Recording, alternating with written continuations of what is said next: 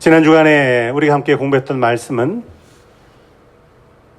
멀리 도망갔던 압살롬이 예루살렘에 돌아와서 이제 반역을 준비하게 됩니다. 먼저 백성들의 마음을 훔칩니다. 도적질합니다.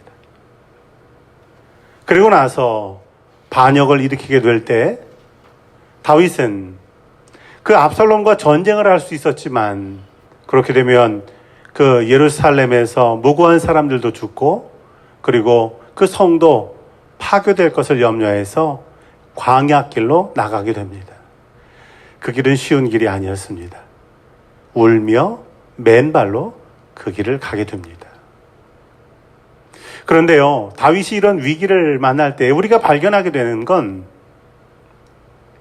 정말 다윗을 위한 사람이 누구인지 그리고 다윗을 배신하는 사람이 누구인지가 이 위기의 순간에 드러난다는 겁니다. 다윗이 도망갈 때 사독, 후세, 이때와 같은 사람들은 다윗을 따릅니다. 그러나 다윗 밑에서 있었지만 다윗을 찬성하지 않았던 사람들 혹은 그 기회를 이용해서 권력을 잡으려고 하던 사람들은 전부 다 다윗을 배척하게 됩니다. 다윗은 결국은 요단강을 건너서 마하나임이라고 하는 지역에 이르게 되었다. 이것이 지난주에 저희가 함께 공부한 말씀입니다. 자, 오늘은 사무엘아 하나님 마음에 드는 사람 6번째 시간 18장 1절에서 18장 33절까지는 압살롬의 패배입니다. 마하나임에 도착한 다윗은 진영을 정비하고 압살롬과 전쟁에 나서게 됩니다. 그 결론은 수고 많고 기세를 얻었던 압살롬의 군대가 패하고 수도 적고 또 쫓겨가던 다윗의 군대가 승리하게 되었다라는 것입니다. 다윗이 승리한 이유가 어디 있을까요?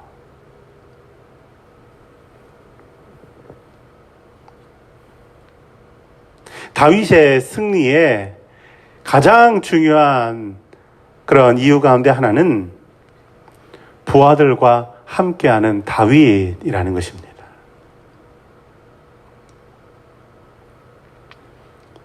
사무엘하 18장 1절에서 2절에 보면 다윗은요 자신의 군대를 세 수로 나눕니다. 그래서 요압, 아비새, 이때가 그 군대를 나눠서 맞도록 합니다. 그리고 다윗이 그 장군들에게 이렇게 말합니다. 나도 반드시 너희와 함께 가리라 라는 것입니다.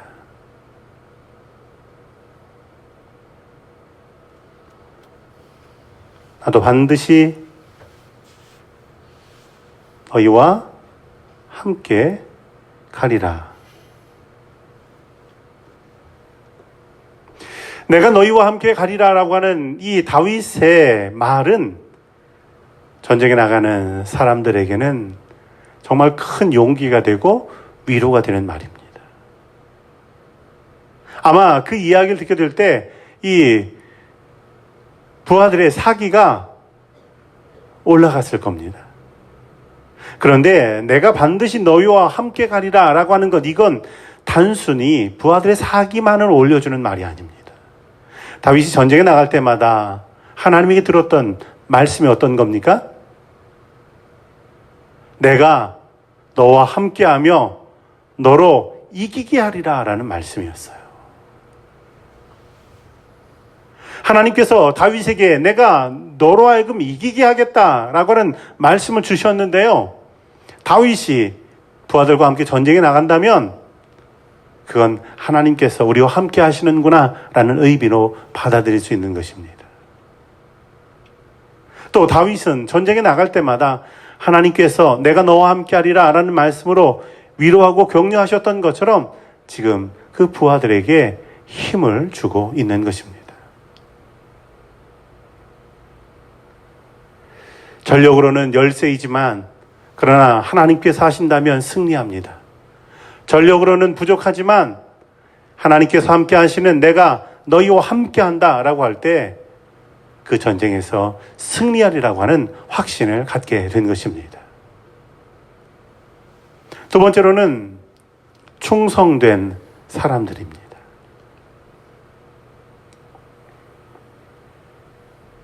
다윗이 전쟁터에 함께 간다고 할 때 부하들은 전부 다 기뻤습니다. 자, 그런데요, 3절에 이런 말을 합니다.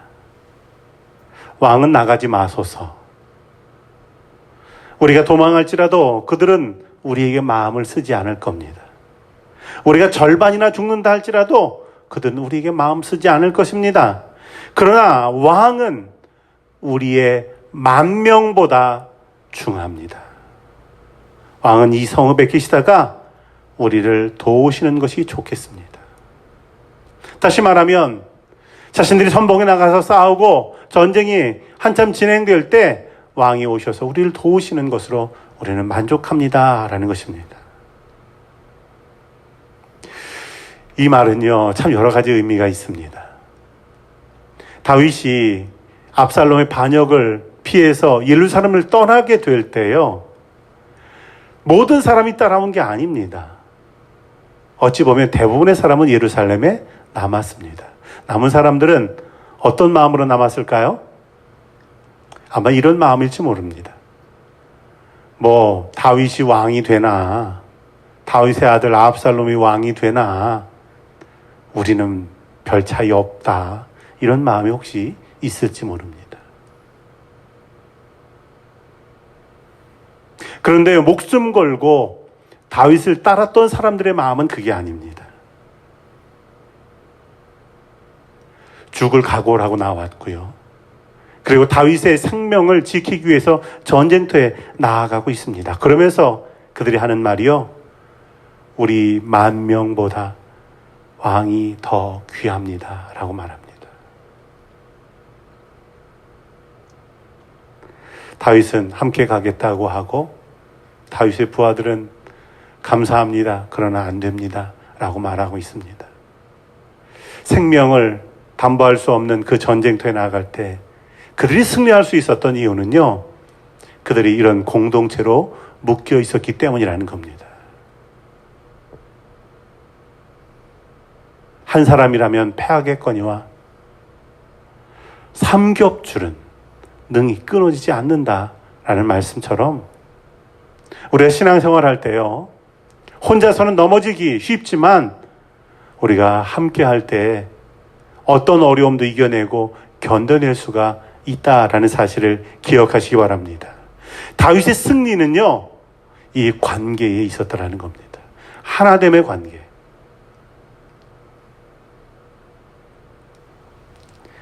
그리고 전쟁터에 나갈 때 이제 다윗은 부탁합니다. 압살롬을 살리라라는 겁니다. 압살롬을 살리려는 다윗입니다.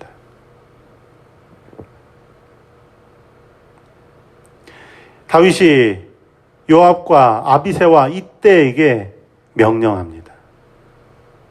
그 명령은 나를 위하여 젊은 압살롬을 너그러이 대우하라 라는 겁니다. 누구를 위하여요? 다윗을 위하여 압살롬을 살리라는 겁니다. 그리고요, 이걸 군대 장관 3명에게만 얘기한 것이 아니라 모든 백성들이 다 듣도록 얘기해요. 무슨 말입니까? 군대 장관들이 손 쓸 틈 없을 때 그 군인들이 압살롬을 죽일 수도 있거든요.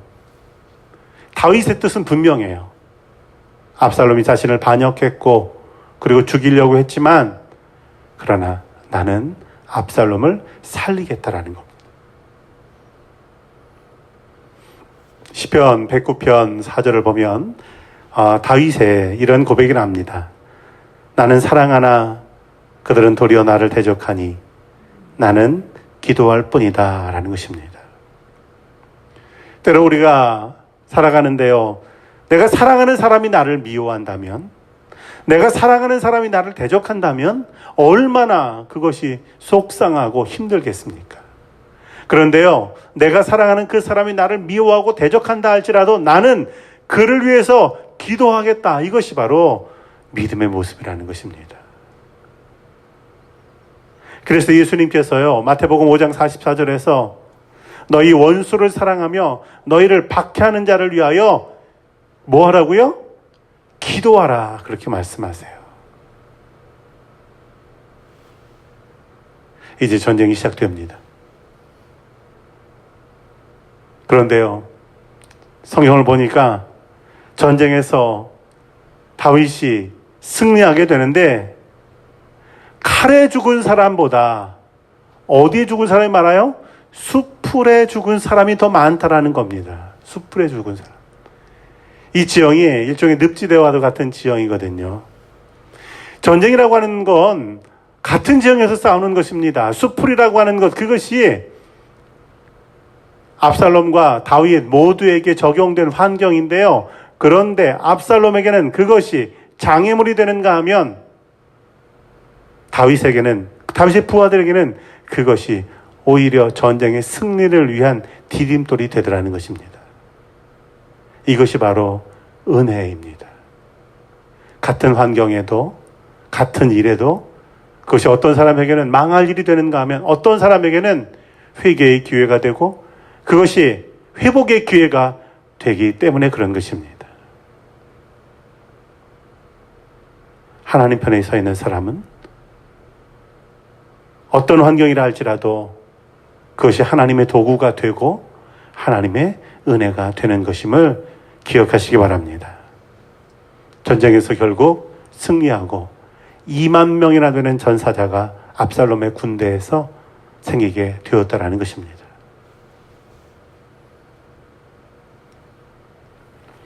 구절에서 18절까지는 압살롬의 죽음입니다.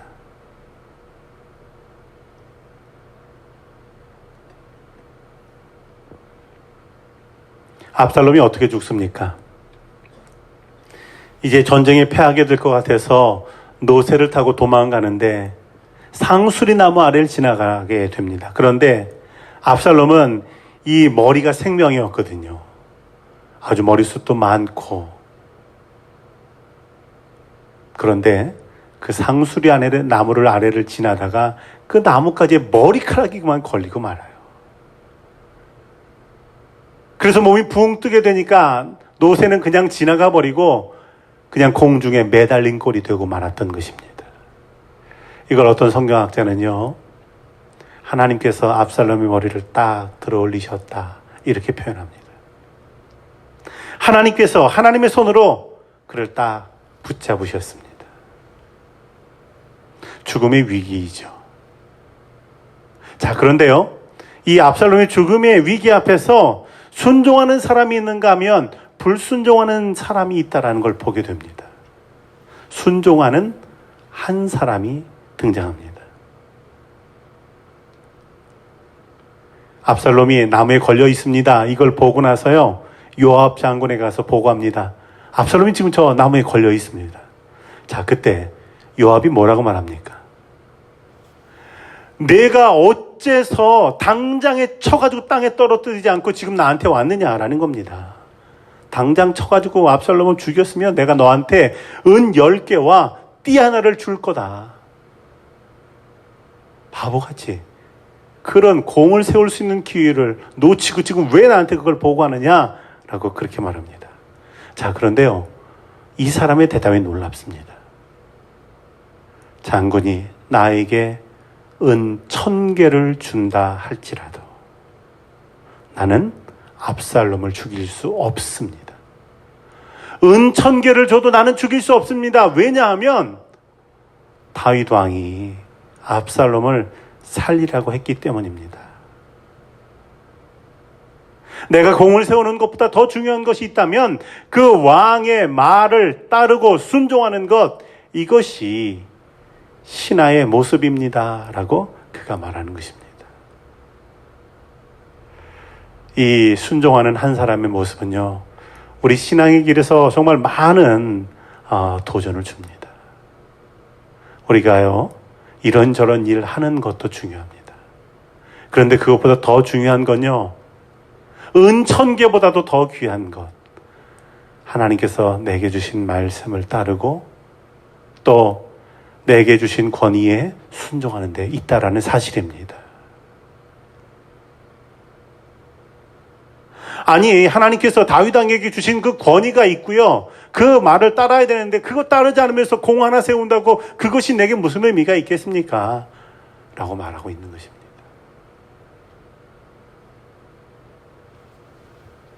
자, 그런데요, 불순종하는 요압이 등장합니다. 요압은 순종하는 그 한 사람을 책망하고요, 압살롬이 매달려 있는 그곳에 가서는 창으로 압살롬의 심장을 찔러서 죽입니다. 아니, 요압은 왜 그랬을까요? 요압은 다윗 앞에서 그 말을 직접 들었잖아요. 누구보다도 그 압살롬을 살리기 원하는 다윗의 마음을 요압은 알고 있잖아요. 그런데 왜 그랬습니까? 압살롬의 이런 모습을 우리는 자기중심성이라고 말합니다.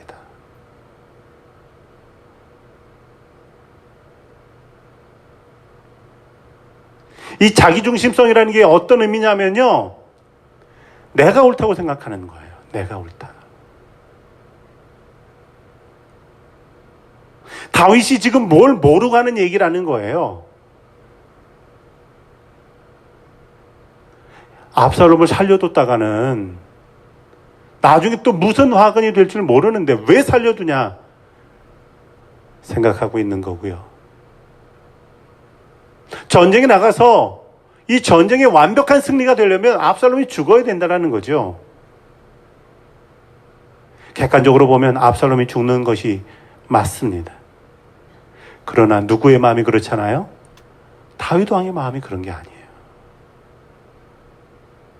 모든 사람이 그러라고 해도 다윗 왕의 신하라고 하면, 다윗이 세운 장군이라고 하면 다윗의 말을 따라야 되는 것입니다.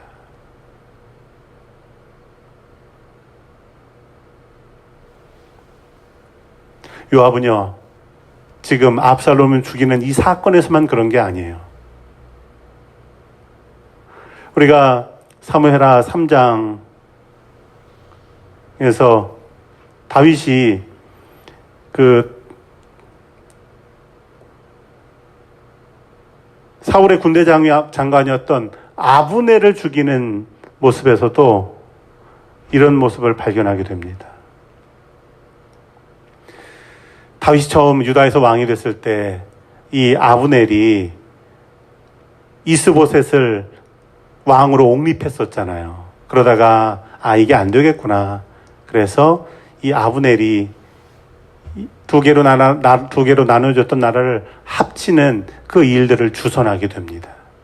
자, 그런데요, 요압이 딱 보니까 나라가 통일되면 자신이 지금 2인자인데 아브넬이 2인자 되고 자신이 3인자 될 것 같단 말이에요. 그래서 어떻게 합니까?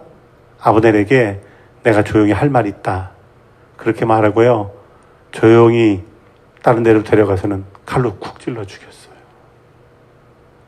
다윗은 전쟁하지 않고 나라가 통일될 그런 것을 기대했는데 그걸 어기고 죽여버립니다. 오늘 우리가 읽은 말씀 뒤에요, 사무엘하 20장에 보면 이제 압살롬이 전쟁에서 패했을 때 압살롬의 군대 장관으로 아마사라고 있습니다. 아마사. 압살롬의 군대 장관이거든요. 다윗은 전쟁 끝나고 나서 그 압살롬에게 찬성했던 사람들 전부 죽이지 않습니다. 심지어는 압살롬이 중요하게 사용했던 군대 장관마저도 다시 포용해요.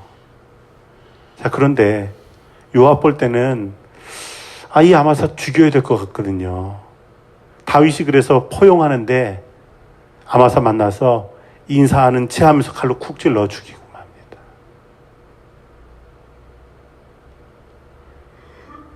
이 요압이라고 하는 사람은요, 앞장서서 무슨 많은 일을 하는 것 같은데, 그런데 그가 모르는 게 있어요. 그건 우리에게 은 1000개보다 귀한 것, 어떤 보석 귀한 것보다 더 소중한 것, 우리의 성공보다도 사람들의 칭찬보다도 소중한 것, 그것은 하나님의 말씀에 순종하는 것이다 라는 사실을 모르고 있는 것입니다. 우리가 믿음의 길을 걸어갈 때 제일로 소중한 건 하나님 말씀에 순종하는 것입니다. 하나님 말씀에 순종하지 않으면요, 하나님이 역사하시는 걸 볼 수 없어요. 하나님에게 순종하지 않으면서요, 하나님의 일을 할 수 없어요.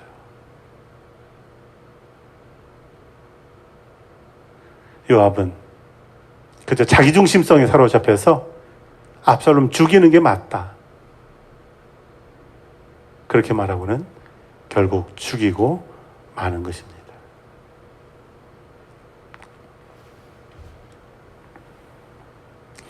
29절에서 33절까지는 슬퍼하는 다윗입니다. 다윗의 군대가 승리했죠. 이 승리는 다윗에게 큰 의미가 있습니다. 왜냐하면 이 전쟁에서 패하면 다윗도 죽는 겁니다. 목숨이 걸린 전쟁이에요. 다윗이 이 전쟁에서 승리했다는 건 이 다윗이 이제 앞으로 계속 살고 왕으로 돌아갈 수 있다는 걸 의미합니다. 자, 그런데요, 이 전쟁의 와중에 그 다윗이 아버지의 마음이 무엇인가를 우리에게 보여줍니다. 아버지의 마음. 부하들을 전쟁터에 내보내고 다윗은 성문에서 그 앞에서 서성이면서 소식을 기다려요. 자, 2층에서 파수꾼이 보고 전령이 오고 있습니다 라고 말합니다. 몇 사람이냐? 한 사람입니다. 아, 한 사람이면 그 좋은 소식이다. 전쟁에서 패하면 패단병들이 이렇게 우르르 돌아오지 않겠습니까? 근데 한 사람이 돌아온다는 것, 이거 좋은 소식이다. 역시 전쟁터에 오래 있었던 다윗은 그걸 알아요. 아, 승리했구나. 그리고요, 온 그 전령에게 제일 먼저 뭘 묻습니까? 29절에 보면 젊은 압살롬은 잘 있느냐라는 거예요. 압살롬 살려뒀지? 살아있지? 우리가 전쟁에서 이긴 것뿐만 아니라 압살롬도 그대로 있지? 이게 다윗의 마음입니다. 근데 대답을 딱히 못합니다. 그러니까 잠깐 옆으로 물러나 있어. 두 번째로 온 전령 다가오니까 32절에 그 구스 사람에게 다시 묻습니다. 젊은 압살롬 잘 있니? 살아있니? 묻습니다. 그런데 두 번째 전령이 압살롬이 죽었다라는 소식을 전하게 됩니다.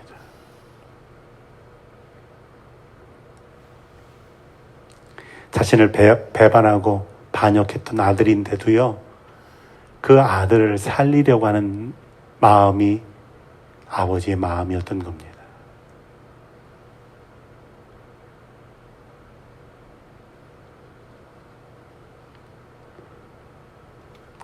압살롬의 죽음의 소식을 들었고 슬퍼합니다, 다윗은.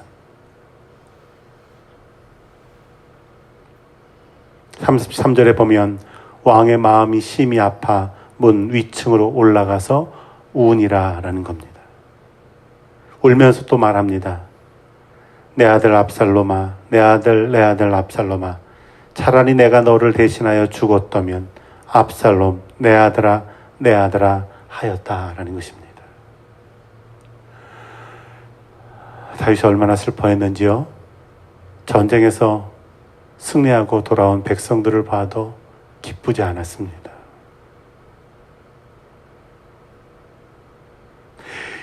여기서 나타나는 이 다윗, 아버지의 마음이 어떤 마음입니까?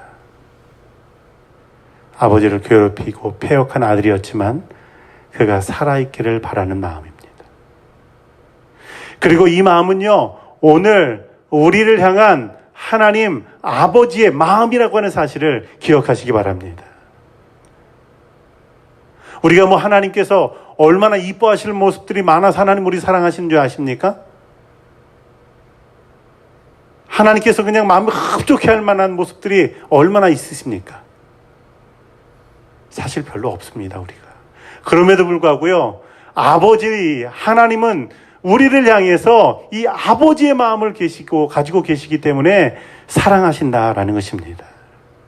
그래서 예수 그리스도를 우리를 위해서 내어 주셨다라는 사실입니다. 에스겔서 33장 11절 말씀 유인물에 나와 있죠?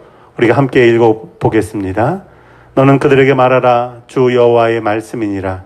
나의 삶을 두고 맹세하노니 나는 악인이 죽는 것을 기뻐하지 아니하고 악인이 그의 길에서 돌이켜 떠나 사는 것을 기뻐하노라.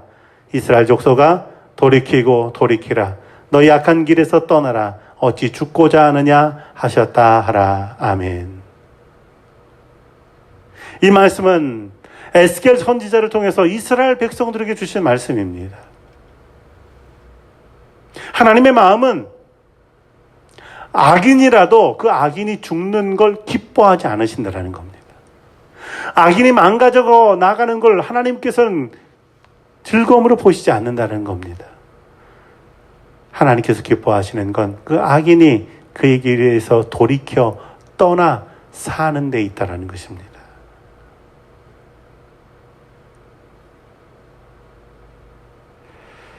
그런데 이 아버지의 마음을 모르는 사람이 있어요. 그게 요압입니다. 요압이 볼 때 압살롬은요, 자신의 이복 형제 암논을 죽였고 아버지를 반역했던 몹쓸 아들입니다. 아니, 다윗 왕을 아버지로 둬서 여지껏 그렇게 잘 살아놓고 그 아버지 은혜도 모르는 그 아들,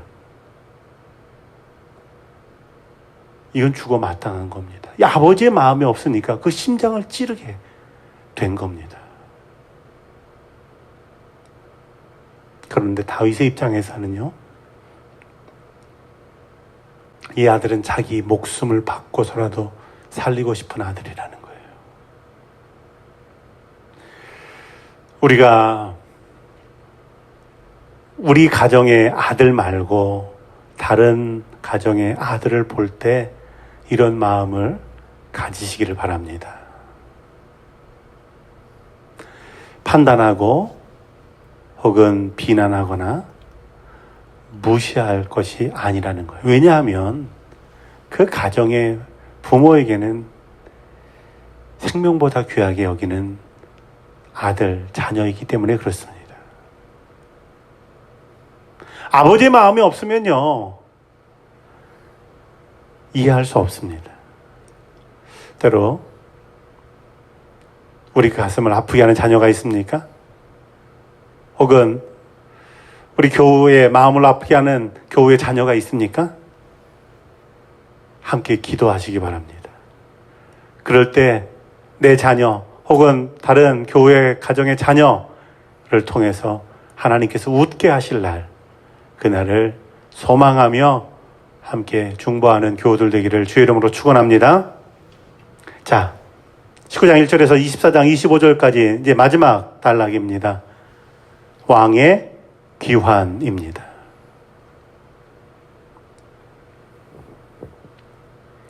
압살롬이 전쟁에서 패했다는 소식을 듣게 될 때 사람들이 다윗에게 전가를 보냅니다. 사무엘하 19장 14절 보면요, 당신께서는 모든 부하들과 더불어 돌아오소서라는 거예요.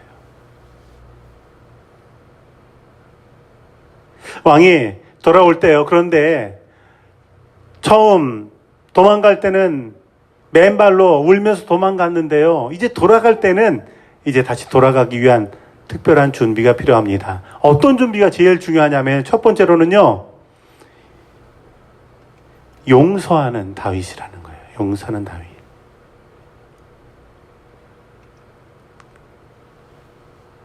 압살롬이 전쟁에서 패했을 때, 그리고 다윗이 이제 예루살렘으로 돌아오려고 할 때 한 사람이 다윗을 찾아옵니다. 누굴까요? 시므이라는 사람이에요. 지난 주간에 공부할 때 시므이라는 사람 기억나시죠? 다윗이 도망가는데 쫓아오면서 계속해서 다윗을 저주하고요. 다윗에게 돌 던지고요.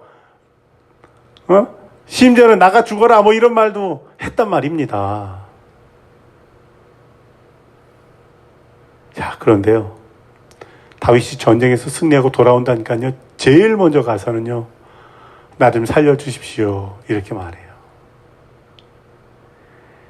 야, 다윗이 이 시므이를 볼 때 어떤 마음 들까요? 어떤 마음 들까요? 이럴 때 우리는 만감이 교차한다라고 표현할 것 같아요. 만 가지 마음이 아마 그 마음이 있을 것 같아요. 오늘 성경 암송하신 우리 손영리 집사님, 다윗 어떻게 해야 돼요? 용서해야 돼요? 생각은 용서가 해야 되는데 이 마음은 참 용서가 안 되겠죠. 그런데요, 다윗은 자신의 감정에 휩쓸리는 것이 아니라 그를 용서합니다. 우리가 신앙생활 한다는 건요, 감정을 넘어서는 거예요. 우리 감정이라는 게 어떻습니까? 하루에도 몇 번씩 마음이 바뀌는 게 우리 감정이라는 거예요. 아침에 상쾌했다가 지나가던 사람이 나를 한번 힐끔 쳐다보는 것만으로도 굉장히 기분 나빠지는 게 사람의 감정이라는 거예요. 우리 믿음을요, 이 감정에 세운다고 한다면 그 믿음이 얼마나 불안합니까? 어느 날은요, 내가 뭐든지 다 할 것 같다고 막 그러다가 어느 날은요, 나 연락하지 마세요. 이렇게 대답하게 돼요. 어느 날은 전사님 나한테 연락 주시면 내가 뭐든 하겠습니다. 그러다가 전사님이 뭐 좀 부탁하면 전사님 교회에 사람이 나밖에 없습니까? 왜 나한테만 전화하십니까? 그렇게 돼요. 감정에 믿음을 세우면. 다윗은요, 지금 꿇어 엎드려 있는 그 시므이를 볼 때 감정으로가 아니라 믿음으로 반응합니다. 그래서 그를 용서하게 되는 것입니다. 두 번째 준비는요, 무비보셋을 이해합니다. 다윗이 예루살렘으로 돌아올 때 그 길에 무비보셋이 찾아와요. 무비보셋 누구예요? 다윗의 친구, 요나단의 아들이잖아요. 그래서 다윗이 그를 얼마나 잘해줬습니까? 그런데 도망가는 길에 시바라는 사람이 찾아왔어요. 이 시바는 무비보셋의 종인데요. 떡과 건포도와 과일과 포도주를 잔뜩 준비해 와서는, 이 무비보셋이 다윗 왕을 배반하고 거기서 이제 왕 되려고 합니다. 이런 모함을 했었잖아요. 다윗이 돌아오는데 무비보셋이 툭 다윗을 찾아옵니다. 다윗이 질문해요. 너는 왜 나를 따라오지 않았니? 무비보셋이 대답합니다. 저는 다리를 절지 않습니까? 그는 장애가 있어요. 제가 다리를 저는데 어떻게 따라갑니까? 자, 여기서 다윗이 뭐라고 반응해야 돼요? 할 수 있거든요. 무슨 말이야. 그래도 죽더라도 따라와야지. 처지더라도 따라와야지. 따라오지도 않고 이제 와서 궁색하게 다리가 어쩌고 저쩌고 변명하고 있어. 이렇게 말하지 않아요. 무비보셋은 다윗이 예루살렘을 떠난 다음부터 수염을 깎지 않고 옷도 빨지 않습니다.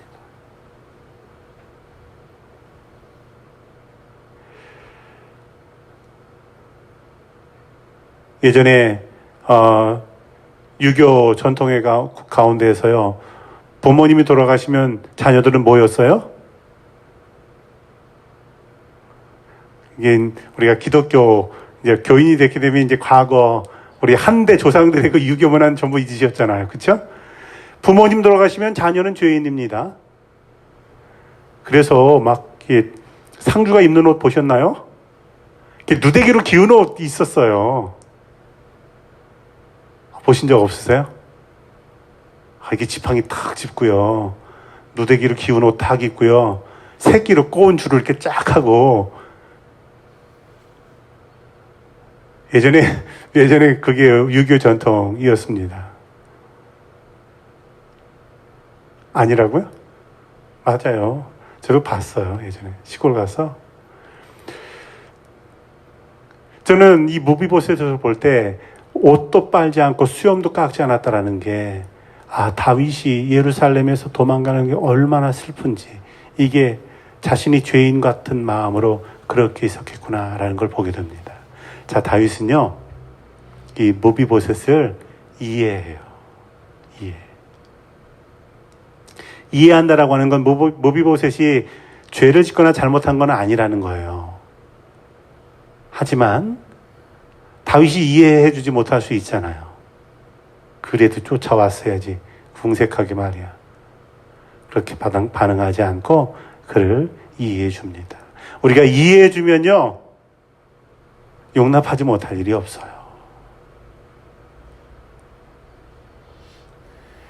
제가 교우들을 신방하게 되면 그 교우들의 속 깊은 이야기도 듣고, 때로는 속상한 이야기도 듣고, 또 교우들의 가정도 알게 되거든요.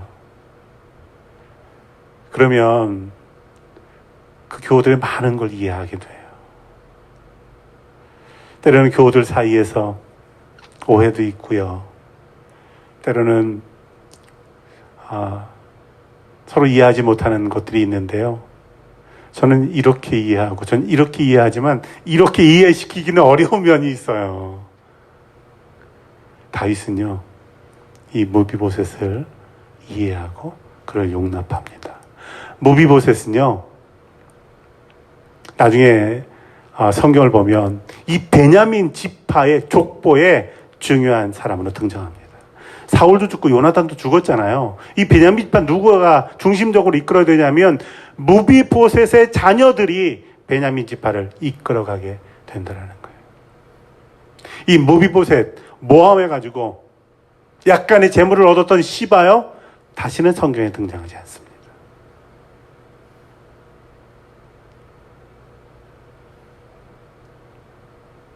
세 번째로 은혜를 기억하는 다윗이에요. 마하나임에서 예루살렘으로 돌아갈 때 이제 바르실레라고 하는 사람에게 예루살렘으로 같이 가자라고 말합니다. 왜 같이 가자고 말하냐면요, 마하나임 왔을 때 이 바르실레가 다윗을 영접하고 먹을 걸 줍니다. 꿀도 줘요. 성경에서 꿀을 줬다라고 하는 건 그 사람의 기력을 회복할 수 있도록 도왔다라는 걸 의미합니다. 당시 다윗의 처지는 요단강을 건너왔고요. 요단강 건너서 도망왔다라는 건 요단강 저쪽은 이미 다 압살롬이 주도권을 잡았다는 의미예요.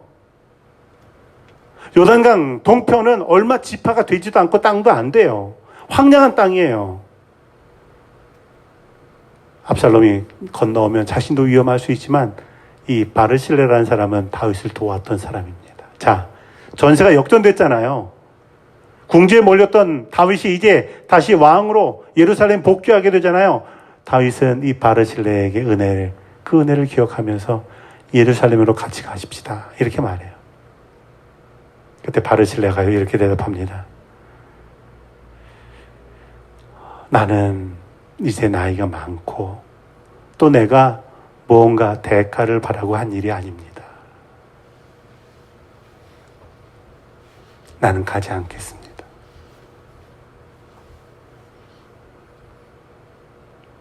그래도 다윗이 계속해서 말해요. 이런 변두리에 살지 말고 나랑 같이 예루살렘 가서 삽시다. 예루살렘은 당시에도요, 엄청나게 번성한 도시였거든요. 예루살렘은요, 거기 가는 상인들은 중국을 지나서 삼국시대 그 이전에 여기까지 와서 상인들이 물건을 가지고 와서 거기다 팔 만큼의 부유한 도시였어요.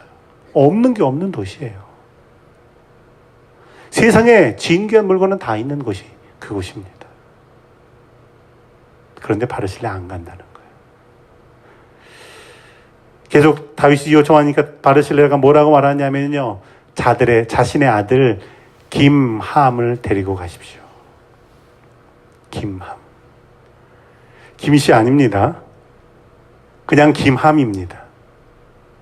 그래서 다윗이요 그 김함을 데리고 예루살렘으로 돌아옵니다. 다윗이 죽을 때 자신의 아들 솔로몬에게 유언을 남겨요. 그 유언이 이런 유언입니다.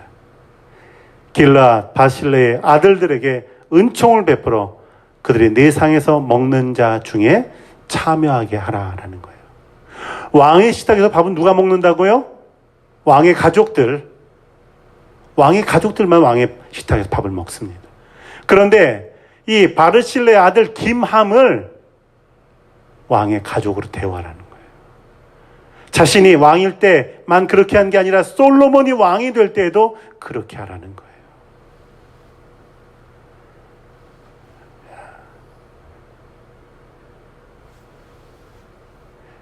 예루살렘으로 복귀하기 전에 용서하고 이해하고 그리고 은혜를 갚는 다윗의 모습을 볼 수가 있습니다. 자, 19장 40절에서 20장 46절까지는 승리 뒤에 찾아온 위기입니다.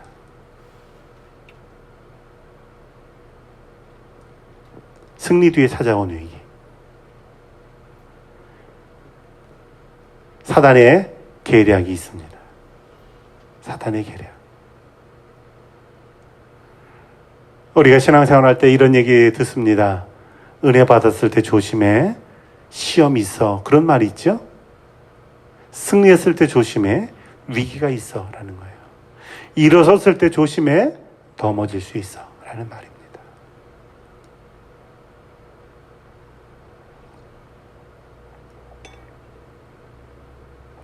다윗이 예루살렘으로 돌아갈 때요. 유다 지파에다가 전령을 보냅니다. 사신을 보내요. 그래서 내가 귀환하는 준비를 유다 지파가 주도적으로 하라라고 하는 그런 명을 내립니다. 다윗이 왜 그런 명을 내렸을까요? 거긴 이유가 있어요.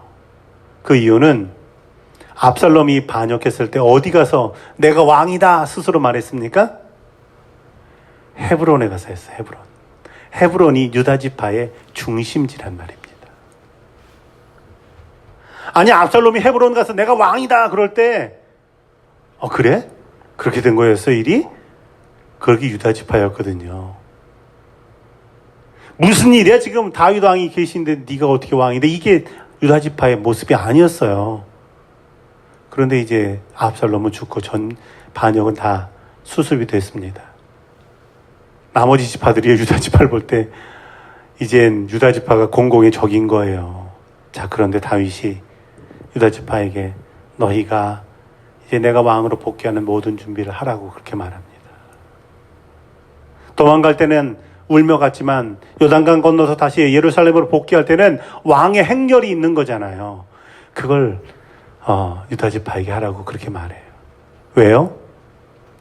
유다 지파를 배려하기 위해서 그런 겁니다. 자, 그런데요. 일이 이렇게 되니까 나머지 지파들이 뭐라 그러는 줄 아세요? 유다 지파를 향해서? 아니, 유다가 도적질하듯이 왕을 모셔간다라는 거예요. 도적질하듯이. 사무엘하 19장 43절 펴보시기 바랍니다.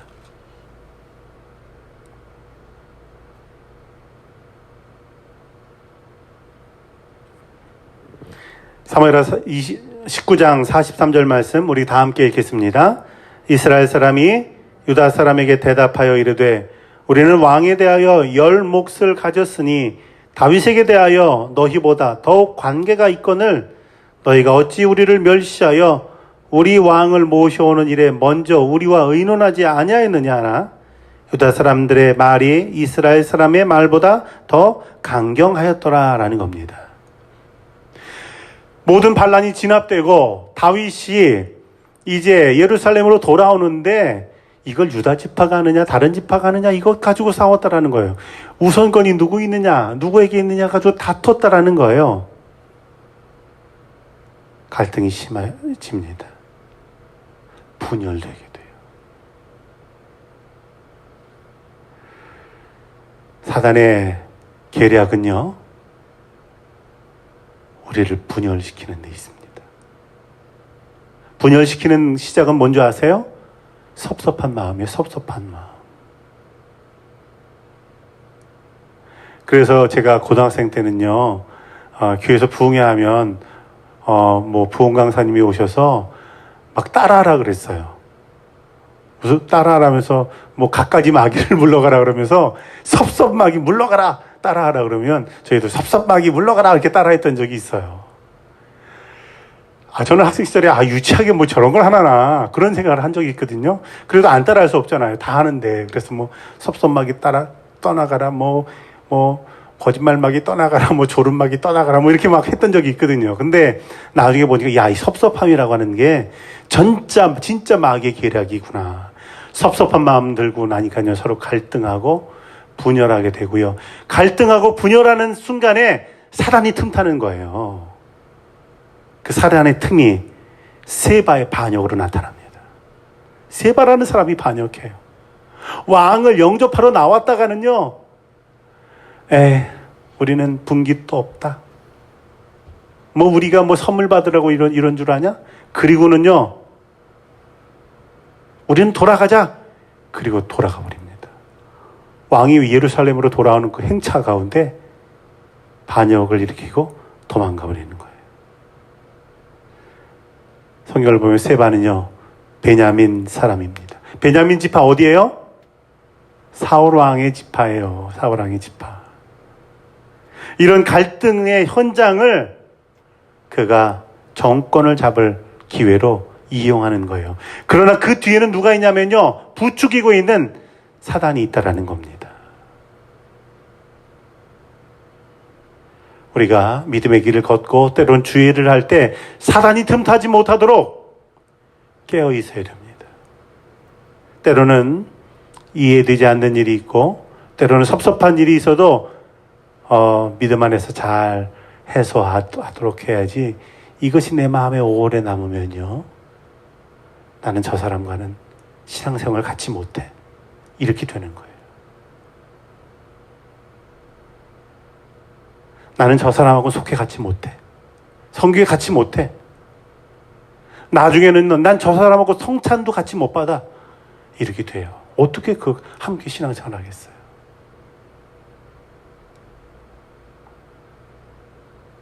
그런데 그 사람 안 보는 걸로요, 해결되는 게 아니에요. 잘 아시겠지만 어디를 가도 나하고 안 맞는 사람은 꼭 있거든요. 있어요.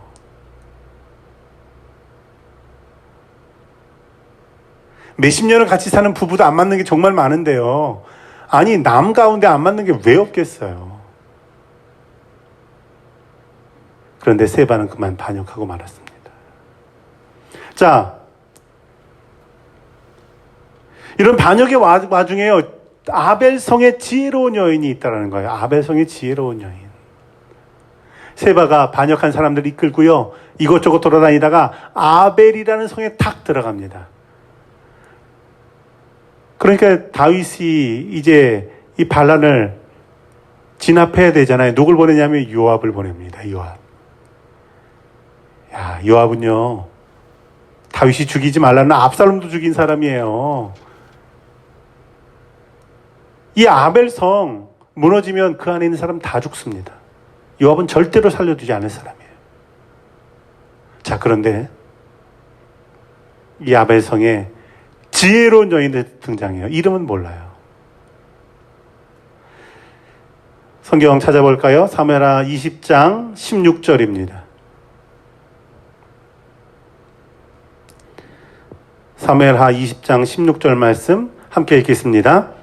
그 성읍에서 지혜로운 여인 한 사람이 외쳐 이르되 들을지어다 들을지어다 청하건대 너희는 요압에게 이르기를 이리로 가까이 오라 내가 내게 말하려 하노라 한다 하라 라는 것입니다. 이 여인이 담대한 거예요. 요압 장군을요, 가까이 오래요. 내가 할 말이 있다는 거예요. 뭐라고 말합니까? 세바가 성으로 들어왔지만 그렇다고 우리 성 사람들이 전부 다 세바를 따르는 것도 아니고 세바에게 동조하는 것도 아니다라는 걸 말합니다. 그냥 성문만 열어뒀을 뿐이라는 거예요. 어찌어찌 하다가 지금 들어왔다라는 거예요. 이런 상황에서 중요한 건 이 여인이 침묵하지 않았다라는 거예요. 침묵하고 가만히 있으면 요압은 뭐라고 생각해요? 세방성에 있는 사람들 전부 다 이 아벨성에 있는 사람 전부 다 세바와 같은 뜻이라고 생각하잖아요. 침묵하고 있으면 그게 동조입니다. 침묵이. 이 지혜로운 여인은요, 침묵하지 않고 우리는 동조하지 않는다라고 분명하게 말해요.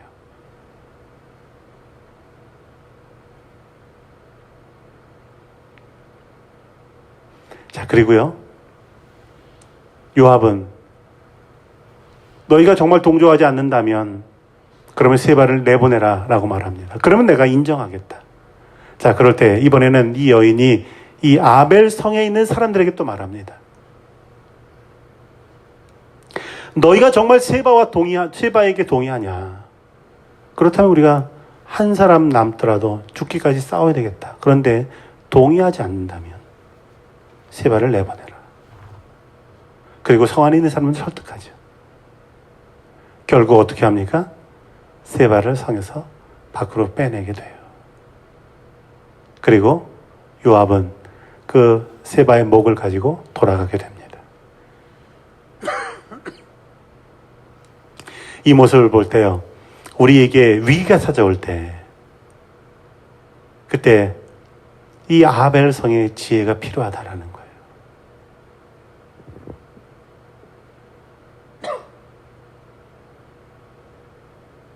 대화로 오해를 풀고요, 이해를 구하고요, 악이 있다면 제하고요, 결단하는 겁니다.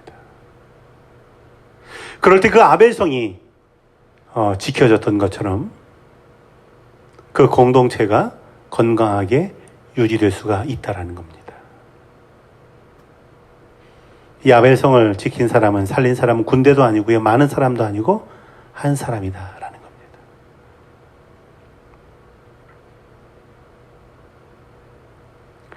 마지막으로 21장 1절부터 22절까지는 신실한 하나님의 약속입니다. 신실한 하나님의 약속. 우리는 하나님을 향해서 하나님은 신실하신 분입니다 라고 말하죠. 하나님이 신실하다는 의미는 어떤 의미입니까? 그건 하나님께서 우리에게 약속하시면 그 약속을 반드시 지키시는 분이라는 의미가 하나님은 신실하신 분이라는 거예요. 자, 하나님이 신실하시면 하나님께서는 오늘 우리에게도 뭘 요구하시냐면요, 너희가 신실하기를 원한다라는 거예요. 너희가 하나님께서 우리에게 약속하신 걸 지키는 걸 기대하는 것처럼 하나님에 대한 약속도 지키고 동시에 사람들의 사이에서의 약속도 지키라는 거예요. 자, 이스라엘이 다시 왕이 된 후에 얼마 후에 3년 연달아 기근이 생깁니다. 3년 연달아 기근이 생기게 될 때 문제 앞에서 다윗은 기도하기를 시작합니다. 사무엘하 21장 1절 보면 다윗의 시대에 해를 거듭하여 3년 기근이 있으므로 라는 거예요. 다윗이 여호와 앞에 간구하매 라는 겁니다. 기근이 있을 때요, 문제가 있을 때 기도하는 것, 이것은 신앙의 원리입니다. 신앙의 원리는 복잡하지 않습니다. 신앙의 원리는 단순해요. 내 삶의 문제 앞에선 하나님 앞에 간구하며 기도하는 것입니다. 기도할 때 어떤 일이 일어납니까? 하나님께서 그 기근의 이유를 말씀하시죠. 21장 1절 하반절에 보면 다윗이 여호와 앞에 간구하며 여호와께서 이르시되 이는 사울과 피를 흘린 그의 집으로 말미암음이니 그가 기브온 사람을 죽였음이니라 하시니라 라는 겁니다. 이 기근의 이유가 사울에게 있고요. 사울왕은 이미 죽었는데, 그런데 그 사울왕이 기브온 사람들을 죽인 일, 그 일 때문이다라고 말씀하세요. 아니, 기브온 사람들을 죽인 일이 무슨 일일까요? 자, 이 일은요, 우리가 공부했던 여호수아에 나와 있어요. 여호수아가 가나안 땅을 점령할 때 하나님께서 가나안 사람들과 화친하지 말고, 가나안 사람들과 결혼하지도 말고 다 쫓아내라, 그렇게 말씀하셨어요. 여리고성, 아이성, 그리고 여러 성들을 이제 하나씩 하나씩 점령해 나갈 때, 그때 가나안 땅에 살던 기브온 사람들이 꾀를 냅니다. 아, 우린 전쟁이 안 되겠다. 우리가 살 길 찾아야 되겠다. 그래서요, 이제 헌 옷, 구멍난 옷을 입고 구멍난 신발을 준비하고 곰팡이 난 떡을 딱 준비해가지고 여호수아를 찾아옵니다. 그리고 이렇게 말해요. 우리는 멀리서 하나님이 계시다라는 사실을 듣고 왔습니다. 우리는 당신들과 화친하고 싶습니다. 그러면서요, 곰팡이 난 떡을 보여줘요. 이스라엘 사람들은 뭐라고 생각합니까? 아우, 떡 보니까 정말 멀리서 온 것 같은데? 신발도 구멍 다 났고 옷도 다 구멍 났네? 정말 멀리서 왔나 본데? 그리고요, 화친하기로 계약을 딱 맞습니다. 약속을 해요. 근데 알고 보니까 멀리서 온 사람들이 아니라 이 가나안 땅에 사는 사람이에요. 어떻게 해야 돼요? 하나님께서 그들을 살리라, 이렇게 말씀하세요. 이스라엘 백성들이요, 그 기브온 사람들과 속아서 계약을 한 거잖아요. 약속을 한 거잖아요. 그런데 이 기브온 사람들이 그렇게 살아도 우리가 살아야 되겠다라는 그 마음을 하나님 아시고요. 내가 너희에게 화친하지도 말고 다 죽이라고 했지만, 그러나 그들 죽이지 말고 함께 살라라고 말씀해요. 그래서 지금까지 여기 같이 살았던 거예요. 그런데 사울이 그 기브온 사람들을 죽입니다. 죽인 이유를 잘못된 열심이라고 말할 수 있어요. 사무엘하 21장 2절 말씀 보면요, 기브온 사람은 이스라엘 족속이 아니요 그들은 아모리 족속 중에서 남은 자라. 이스라엘 족속들이 전에 그들에게 맹세하였거늘 사울이 이스라엘과 유다 족속을 위하여 무엇이 있다고요? 열심히 있으므로 그들을 죽이고자 하였더라. 이에 왕이 기브온 사람을 불러 그들에게 물었다라는 거예요. 사울이 이 기브온 사람들을 죽인 건요, 이스라엘과 유다 사람들을 위한 열심이 있었다는 거예요. 어떤 열심이냐면 이런 걸 우리 잘못된 열심이라고 말합니다. 아니, 가나안 땅에 이방 족속 전부 없애버려야지. 왜 남았어? 왜 남겼어? 라는 거예요. 이건 사실은 하나님을 향한 열심이 아니라 배타성이라고 말할 수 있어요. 배타성. 예수님께서 사역하실 때요, 유대인들과 사마리아 사람들은요, 서로 상종도 하지 않았어요. 그런데 예수님께서 사마리아로 들어가십니다. 일부러. 예수님께서 너희의 이웃이 누구냐? 라고 하는 말씀을 하시고 나서 비유를 드시잖아요. 한 사람이 예루살렘으로 올라가다가 강도를 만나서 거진 죽게 됐습니다. 자, 그때 유대인인 레위인과 제사장이 지나가다가 보고는 그냥 지나쳤어요. 그때 누가요? 사마리아 사람이 강도 만나 죽게 된 그 사람을 자기 나귀에 태우고 여관에 데려가서는 그를 싸매고 여관 주인에게 돈을 주고 돈이 더 들면 내가 돌아와서 갚겠다라고 말했더라는 거예요. 아니, 이걸 유대인들이 들을 때 정말 너무 불쾌한 얘기예요. 길에 죽은 사람을 유대인은 그냥 지나치고 사마리아 사람이 돌봤다라는 게 정말 너무 자존심 상하는 얘기거든요. 예수님 이런 얘기 왜 하시냐면요. 믿음이라는 게 다른 사람 배타적으로 대하고 그리고 경계하면서 세워나가는 게 아니다라는 사실을 말씀하신 겁니다. 이 사울은요, 이 배타성 가지고 민족주의 가지고 자기 나라를 이끌려고 했어요. 하나님께서 이미 그들을 살리라고 하는데 그 말씀도 필요 없어요. 왜냐하면 잘못된 열심이기 때문에 그렇습니다. 교회 안에도요, 때로 배타성이 있을 수 있습니다. 내가 우리 교회 다닌 게 얼만데 새로 와가지고는 그냥 이거 다 배타성이에요.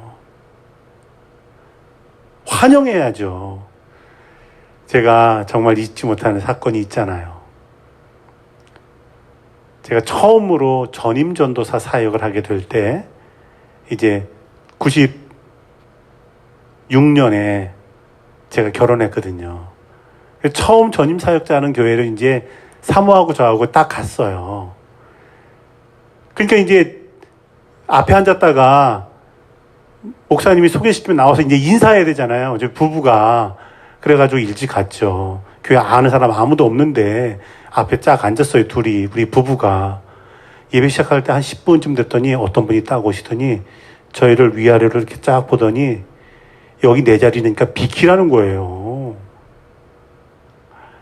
제가 새신자였으면 다음 주일날 그 교회 왔겠어요? 아니, 그냥 일어나서 나갈 수도 있어요.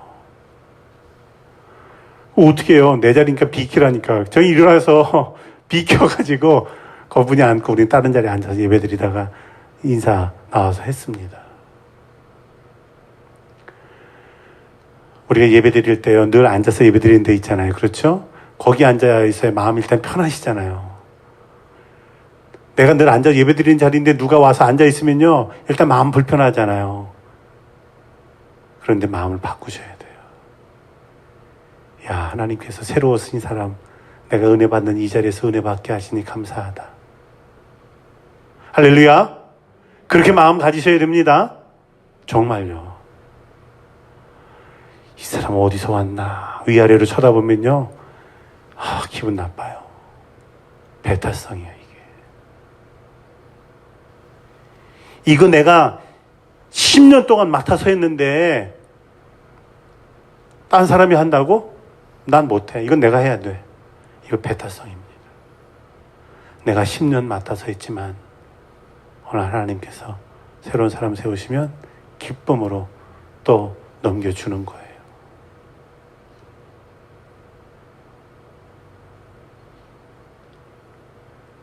이 사울의 잘못된 열심은요, 사람들에게 고통을 주고 눈물을 흘리게 하고 그들이 슬프게 합니다. 성경은요, 이렇게 말씀해요. 창세기 4장 10절 말씀. 내가 무엇을 하였느냐? 내 아우의 핏소리가 땅에서 내게 호소한다. 이게 가인과 아벨을 향한 말씀이잖아요. 가인이 아벨 죽였어요. 아무도 모르는 사이에. 하나님이 그 핏소리가 땅에서부터 내게 호소한다라는 거예요. 다른 사람을 고통스럽게 할 때 그 사람이 부르짖는 소리가 하나님에게 상달된다는 사실을 아셔야 됩니다. 야고보서 5장 4절. 보라, 너희 밭에서 추수한 품꾼에게 주지 아니한 삭시 소리 지르며 그 추수한 자의 우는 소리가 만군의 주의 귀에 들린다.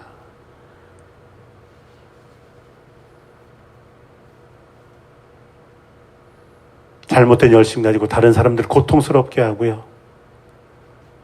그리고 울부짖게 하는 일은요, 하나님께서 그 울부짖음을 듣고 계시다는 걸 기억할 때 얼마나 두려운 일인지 모릅니다.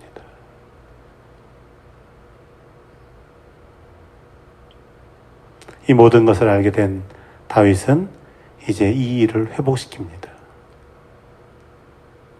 사울의 가문 가운데 거기서 동조했던 사람들 징계하고요. 자, 그런데 거기에서 그치지 않아요. 21장 14절 보면요, 함께 읽겠습니다. 14절 말씀. 사울과 그의 아들 요나단의 뼈와 함께한 베냐민 땅 셀라에서 그의 아버지 기세묘에 장사하되 모두 왕의 명령을 따라 행하니라. 그 후에야 하나님이 그 땅을 위한 기도를 들으시니라. 아멘. 회복을 위한 과정을 겪어냅니다. 기부원 사람들의 이야기를 들어줘요. 그리고 잘못한 것들은 징계합니다. 그 후에 하나님 앞에 기도할 때 하나님께서 그 기도를 들으셨다라는 사실입니다.